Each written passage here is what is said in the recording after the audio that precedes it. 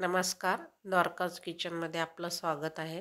तर आज आपण राजगिऱ्याच्या लाह्या कशा बनवतात ते बघूया.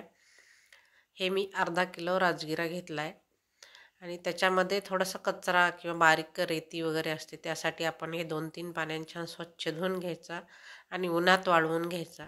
छान वाळला की मग आपल्याला वर्षभर उपयोगात येतं, कीड लागत नाही, जाळी लागत नाही.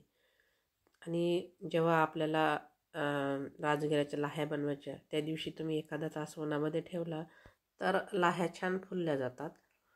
तर चला आता गॅसवरती मी कढई ठेवली. गॅस आपल्याला मंद ठेवायचा, गॅस बिलकुल नाही वाढवायचा आहे. स्टीलची कढई घेतली मी. आपले पोहे खायच्या चमच्याने 1-1.5 चमचा मी राजगिरा घातला त्याच्यामध्ये आणि एक नॅपकिनची घडी करून घेतली आणि त्या घडीने छान असं घोळवून घेतला, म्हणजे पूर्ण लाही फुटली जाते आपली.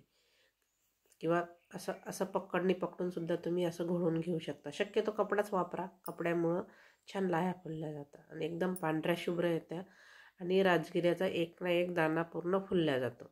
आता या प्रकारे आपण सगळा राजगिरा भाजून घेऊया.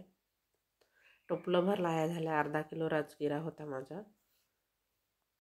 कपड्याने घोळल्यामुळं त्याच्या राजगिऱ्याच्या ज्या लाह्या आहेत त्या बाहेर उडत पण नाही आणि एकसारखी भाजल्या जाते.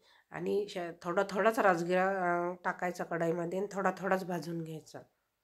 चला तर आता आपण हे राजगिरे चाळून घेऊया. ही पुरणाची चाळणी घेतली आणि हे लाह्या आपण थोड्याशा हे करून घेऊया, घोळून घेऊया. त्याच्यामध्ये जो राजगिरा न फुललेला आहे, काही दाणे ते चाळणीमधून खाली पडतात.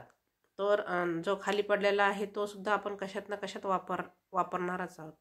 तर मस्त एकदम पांढऱ्या शुभ्र आपल्या लाह्या तयार झाल्या, बघू शकता तुम्ही.